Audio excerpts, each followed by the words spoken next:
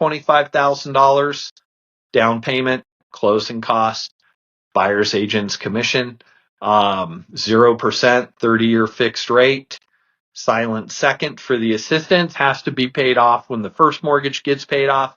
Everybody on the loans got to take the class. Pretty Yeah, it sounds like a simple. great, again, so the biggest differences between this one and the Chaffa deal that you and I have done many, many, many times together is the old one, it would do typically the silent second, 4% assistance. 4% of And the this one is not 4% of the first mortgage loan amount. yeah, and so this one is not a percentage, it's a fixed $25,000. So the percentage change, right? The more expensive the house, the less percentage technically. But most of the time when you and I were doing deals, first time home buyers, we're talking in the $200,000 to $300,000 range. So they're getting somewhere between $8,000 to $12,000, or probably just round numbers in that assistance. Now we're getting $25,000 in assistance. And so it's just more money for these people that permanently disabled or first generation home buyers by the standards that we've discussed.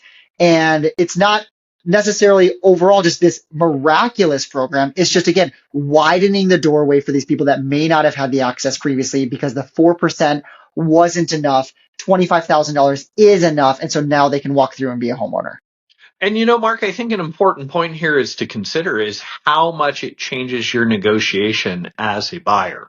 Because if you're going in and you're not having to ask the seller to pay the buyer's agent, you're not having to ask the seller to pay closing costs, you may get repairs done, right? How you were saying, hey, if the person's coming in with Chaffa, they may not have a lot of money. And so, if you're selling the house and you're already contributing $6,000 to their closing costs, and they're asking you to pay 2% to the buyer's agent, and now they want a bunch of repairs done, the seller's going to be like, probably not. But if they're coming in, they're not asking for anything, and now they're asking for $3,000 in repairs, maybe that seller makes that happen. Would you agree? From the real estate agent side, it's a great negotiating tool.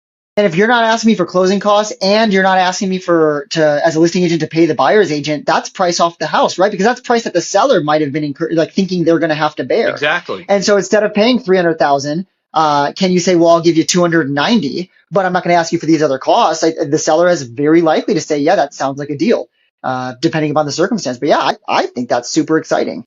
And again, you're getting money at 0% interest rate. That it does have to get paid back, but it really is free money.